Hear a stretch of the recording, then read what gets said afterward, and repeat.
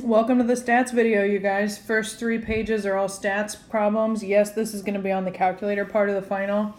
Very first thing you need to remember what is the empirical rule. That's the 68, 95, 99.7 rule. What does that mean? 68% of the data in a normal distribution. You have to have a key word, like in problem number 2. You have to have, like, that's your clue to do this type of a problem. So 68% of the data falls within one standard deviation of the mean. So remember, that means you draw your little number line like so, and you put the mean right in the middle, and then you add the standard deviation 3 times to the right and 3 times to the left, and that gives you your boundaries, I guess. And the 68% of the data falls between these two values, whatever the mean minus 1 standard deviation is and the mean plus 1 standard deviation. So in between those two data values is 68% of your data. 95% falls within 2 standard deviations of the mean. That means you take the mean and you add the standard deviation 2 times to the right and 2 times to the left. 95% of your data will fall within those two boundaries. And then the last one is the 99.7 rule. That's within 3 standard deviations. That means there is a tiny, tiny, tiny little bit of data way out here beyond 3 standard deviations away from the mean. Your keyword, very big clue, is when it says approximately normal or normally distributed. And so that's exactly how I did number 2. If you're given a mean and a standard deviation, then draw your number line, put the mean right in the middle, and in this case standard deviation is 3, so add 3, add 3, add 3, subtract 3, subtract 3, subtract 3. In this case, it asks you to figure out z-score. So remember, there's a formula for that. You guys are going to have to memorize this. The x value minus the mean over the standard deviation is the z-score. And that tells you how many standard deviations above or below average the person is. So if you have an average of 88 and someone scores a 92, that's a positive z-score because it's above average. And of course, it's not going to always fall perfectly on one of those tick marks. In this case, 92 is about right here. So we have to figure out it's a little bit more than 1 standard deviation above the mean. It's exactly 1.33 standard deviations above the mean, actually, because I used this formula. Same thing for Billy Bob. Billy Bob scored a little bit below average, and in fact more than 2 standard deviations below average. How much below average did he score? We'll do the z-score formula, and he's 2.67 standard deviations below the mean. So almost 3 standard deviations below the mean. Remember that Sally has a positive z-score, that means above average, and Billy Bob has a negative z-score, that means below average. Okay, let's move on to some more stuff. These frequency and cumulative frequency tables. And so remember, the class is like the range. So if these were like scores on a test or something, let's say the test had a maximum of 50 points, the number of people that scored between 0 and 10 is my first range, between 10 and 20 is my second range. And remember that 10 falls into this category. This would be everything up until 10, like 9.999 would fall into this category, but 10 rounds up into the next category or class.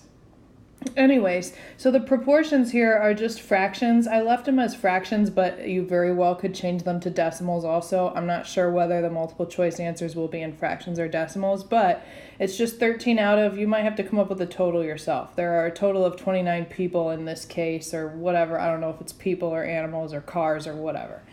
But 13 out of 59, 19 out of 59, blah, blah, blah. How do you come up with the cumulative frequency? Well, the first one is just 13 because it includes everything below this class. Well, this is the lowest class.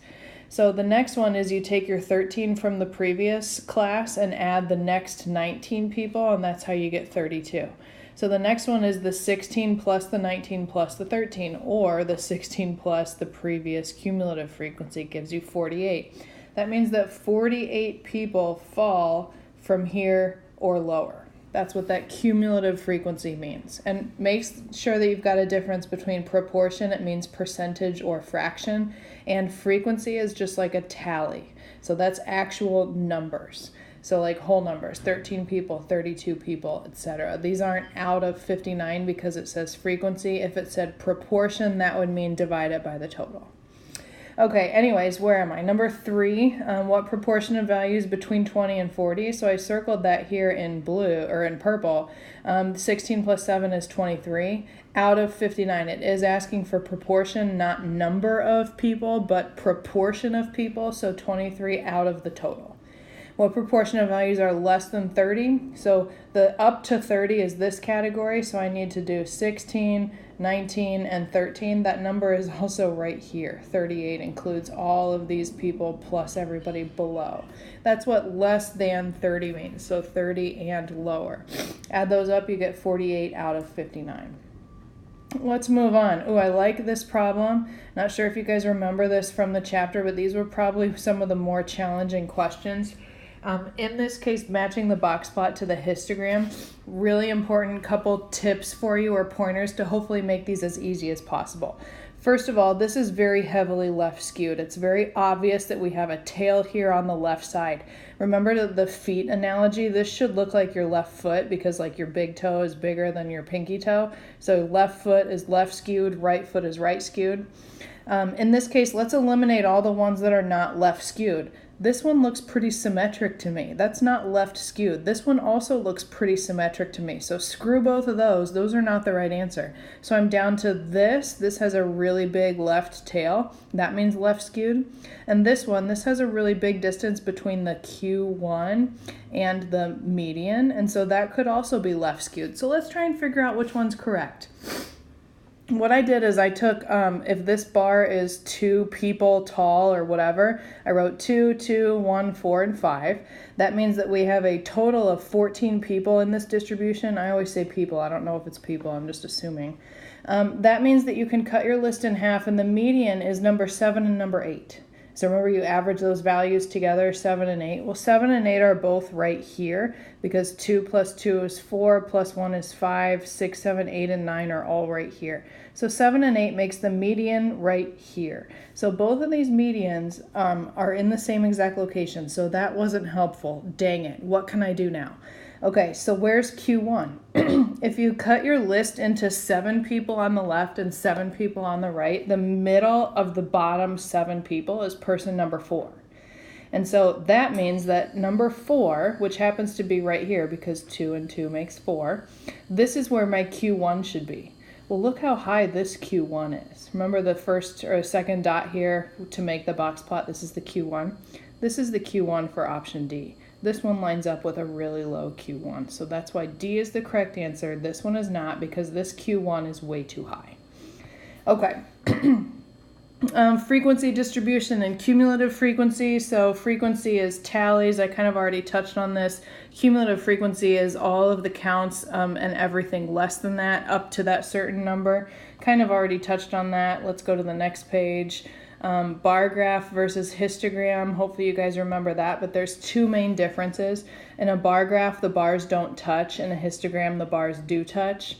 A bar graph is usually qualitative data like categories, where versus a histogram is quantitative data like numerical values. So an example of a bar graph is like a distribution of what are the colors of Skittles in the bag of Skittles that we open. There's a bunch of orange ones, yellow ones, red ones, whatever. Those bars don't touch because they don't represent a numerical data value between each class. They're only colors, and I can put those colors in any order that I want. A histogram, think about what the x-axis looks like. An example of histogram would be distribution of scores on a test, maybe. Who got between an 80 and an 85? Who got between an 85 and a 90? And those bars touch, and they have to go in a certain order because it's numerical values along the x-axis. Those are the big differences between bar graph and histogram. The stem and leaf plot, so the 5-number summary, I already kind of talked a little bit about this on that box plot question that we just did. But you need to know what the 5-number summary is. It's minimum, Q1, median, Q3, and maximum. What you could do is type this stuff into your calculator. Remember how to hit the stat button on your calculator, and you could type all these values in. So the first number is 9, the second number is 20, the next number is 47, 54, 55, 58. You could type all of those in and have it do the one variable stats for you. There's a calculate option when you hit the stat button in your calculator. You have to edit first, and you can type your data into your lists, and then the stat button or the calc button will help you do like one variable stats, and it'll spit out all the stuff. In this case, you can do it by hand just as quickly, maybe even quicker. So since there are, let's see, how many data values are there here? There's 20 numbers in here, so that means count up to 10, and there's 10 on the left, 10 on the right, so the median happens to be the average of 67 and 67, which is just 67. And so can you cut 10 in half? Yes, 5 and 6. So 5 and 6, Q1 is somewhere in between 1, 2, 3, 4, 5. This is my 6 number, so my 5 and my 6 numbers are right here. So put 55 and 58 divided by 2, that gives you your Q1. Same thing for Q3. You can count down 5 values, and in between the 15th and the 20th data value is the Q3. And so 72 and 73, average those together, you get 72 and a half. Minimum is obvious, maximum is obvious. So those are what the 5-number summary is. What's the shape of the data? This is skewed left. Keep in mind, if you were to turn this sideways, like you can actually turn your paper sideways, the numbers have to go in chronological order. So this would be on the left and this would be on the right. So it looks kind of like your left foot. The tail is on the left-hand side. That's why it's skewed left. What is standard deviation measure? Remember that compares every single person's distance from the mean, and it kind of averages all those distances together in a really weird way. Here are your steps if you forget. I encourage you to go back to your notes packet and look up how we actually calculated standard deviation, because that helps you understand what it's measuring. It's measuring the average distance of every single person from the average. So it's using the average a lot of times, but if you think about your average test score in a class, not every single person got the average, right? Hardly anybody actually gets the average, but how far did everyone score from average? Some people are really close to the average, some people are really far away from the average. The standard deviation measures the average distance of everybody from the average score. So a lot of words average, but we did talk a lot in class about the differences there. Remember that standard deviation is the square root of the variance, or if you square the standard deviation, that gives you the variance. Another thing to note is that, remember, we don't put units on variance because it would be like feet squared or like centimeters squared, which usually doesn't make sense in context. Points squared. On a test, and so we don't put units on variance, we only put units on standard deviation. If you're measuring something in inches, the standard deviation is also inches. Okay, is variance always bigger than standard deviation? No. Keep in mind, if every single value is the same, if every single person got a 95 on the test, my standard deviation is 0, because nobody differed from the mean at all. Standard deviation is 0. And when you square root 0, you get 0. So that's one example where the standard deviation is not smaller than the variance. Another example would be, what if the standard deviation was 1? Well, when you square 1, you still get 1. So the variance and the standard deviation are equal in that case too. That's just 2 examples. There's a lot more. Okay, let's move on to, this is the one I wanted to remind you how to type the stuff into your calculator. So this is a relatively big list, and it's not in order. So fastest way to answer the questions about this list of data is probably to type the numbers into the calculator. So hit the stat button. You want to edit list 1. And then you can actually type all of these values into list 1, and then go back into the stat button and have it go to the calculate menu, and then you can do one variable stats and tell it you want it to do one variable stats based on list 1. I can show you how to do this in class. I'm sure you guys can help each other, or you can Google or YouTube TI-84 stats.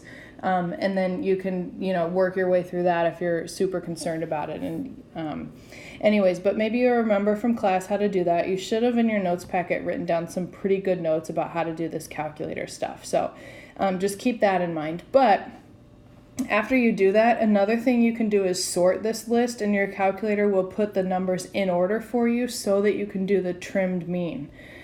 First of all, find the mean. The calculator will give you this number. So after you get all of your numbers typed in, remember that X bar means the mean of this sample of numbers.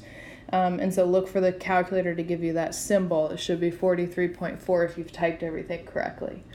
Find a 5% trimmed mean. So that means you remove the top and bottom certain number of numbers in order to kind of get rid of like the outliers maybe and get a more accurate average.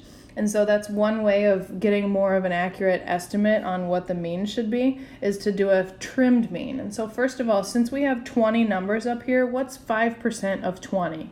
That's just 1. And so what that means is remove the top 1 and the bottom 1. And you can sort those numbers in your calculator so you don't have to be like, ooh, what's the highest number? What's the lowest number? Or you could do that and you could just delete them from your list. It doesn't matter.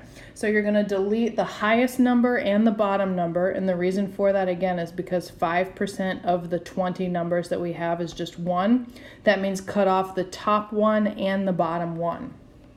When you do that, the mean doesn't change that much, see? 43.4 to 43.16 repeating. That's okay, that's your trimmed mean. That just means you cut off the top and bottom number. The 5-number summary, the calculator will give you that again. Remember, minimum, Q1, median, Q3, maximum. The IQR means subtract Q3 minus Q1. It's a very simple formula. You get 6.5. How do you find the outliers? This is something you majorly definitely want to review. There's a formula for it. You take your Q1 and you subtract 1.5 times the IQR. The IQR is up here at 6.5. So when you plug in all those numbers, the Q1 is right here, it's 40.5, minus 1.5 times 6.5, it gives you this number. Any number that is less than 30.75 in this list up here is considered an outlier. Same exact thing, except change that minus to a plus and use Q3, and that gives us our upper cutoff. Remember, those are called fences. This is the lower fence, this is the upper fence, and anything outside the fence is considered an outlier. Remember, if you are on the fence, you're not an outlier. If you are this exact number, which rarely happens, but just in case you were wondering, it's not an outlier unless it is less than this number or bigger than this number. That means after looking at this list that we do have 3 outliers. 22 is smaller than this number, 29 is smaller than this number, and 69 is bigger than this number. Those are our 3 outliers. Thanks for watching the stats video, you guys. I hope that made sense. I hope you learned something. Bring your questions to class. Have a great night. See you tomorrow.